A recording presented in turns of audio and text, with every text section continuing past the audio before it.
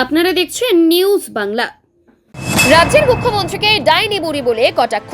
মুখ্যমন্ত্রীর মুন্ডু উচ্ছেদনের হুমকি বিজেপি নেতার। অভিযুক্ত বিজেপি নেতা সঞ্জয় দাসের নামে কাকদ্বীপ থানায় অভিযোগ দায়ের।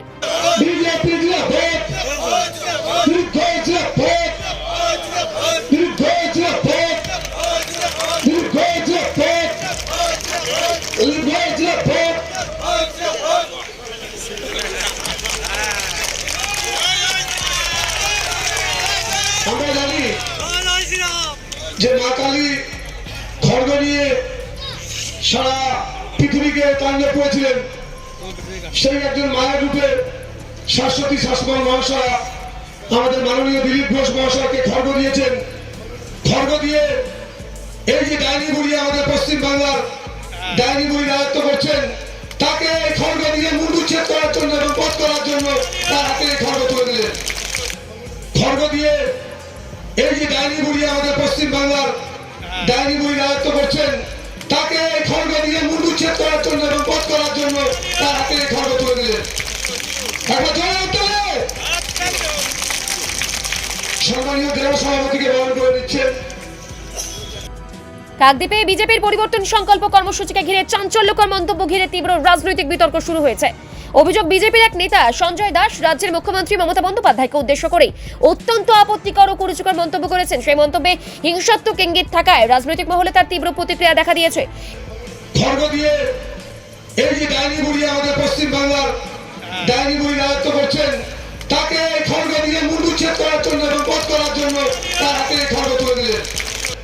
খড়গ দিয়ে এই যে ডাইনি বুড়ি আমাদের পশ্চিম বাংলার ডাইনি বুড়ি রাজত্ব করছেন, তাকে খড়গ দিয়ে মুন্ডুচ্ছেদ করার জন্য এবং বধ করার জন্য তার হাতে খড়গ তুলে দিলেন। এই ঘটনার পরিপ্রেক্ষিতে মথুরাপুর লোকসভা কেন্দ্রের সাংসদ বাপি হালদার বিজেপি নেতা সঞ্জয় দাসের বিরুদ্ধে কাকদ্বীপ থানায় লিখিত অভিযোগ দায়ের করেছেন। অভিযোগপত্রে বলা হয়েছে, এই ধরনের মন্তব্য রাজ্যের রাজনৈতিক পরিবেশকে উত্তপ্ত করেছে এবং সামাজিক সম্প্রীতির জন্য বিপজ্জনক। দেখুন, আপনারা জানেন যে বিজেপি বাংলার বুকে একটা অশান্তি তৈরি করার চেষ্টা করছে।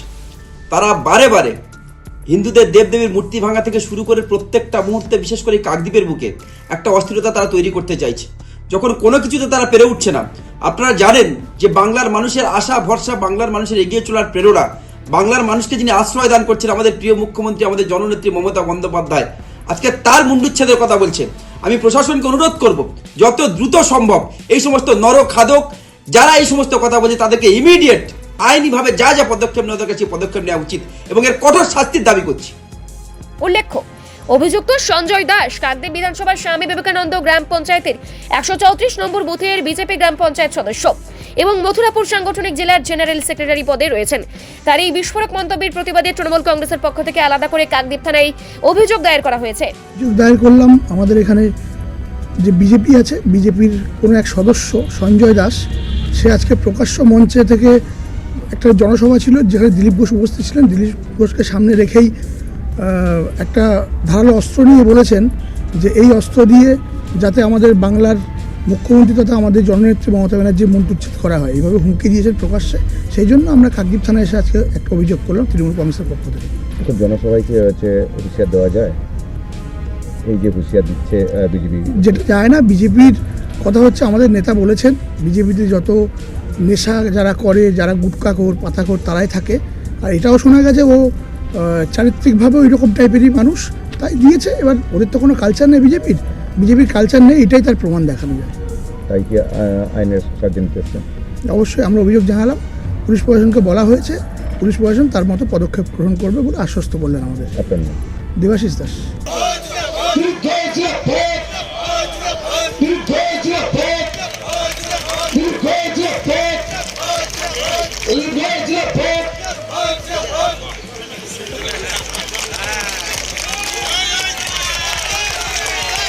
আমরা জানি যে মা কালী খড়গ নিয়ে সারা পৃথিবীকে তাণ্ডব করেছিলেন। সেই একজন মায়ের রূপে শাশ্বতী শাসমল মহাশয়া আমাদের মাননীয় দিলীপ ঘোষ মহাশয়কে খড়গ দিয়েছেন। খড়গ দিয়ে এই যে ডাইনি বুড়ি আমাদের পশ্চিম বাংলার ডাইনি বুড়ি রাজত্ব করছেন, তাকে খড়গ দিয়ে মুন্ডুচ্ছেদ করার জন্য এবং বধ করার জন্য তার হাতে খড়গ তুলে দিলেন। সম্মানীয় জেলা সভাপতিকে বরণ করে নিচ্ছেন। এদিকে বিষয়টি নিয়ে কাকদ্বীপ জুড়ে শুরু হয়েছে রাজনৈতিক তরজা। শাসক দলের তরফে কড়া ভাষায় নিন্দা জানানো হলেও বিজেপির পক্ষ থেকে এখনো পর্যন্ত কোনো প্রতিক্রিয়া পাওয়া যায়নি। পুলিশ গোটা বিষয়টি খতিয়ে দেখছে এবং অভিযোগের ভিত্তিতে তদন্ত শুরু হয়েছে বলেই জানা গিয়েছে। Bureau report, news Bangla.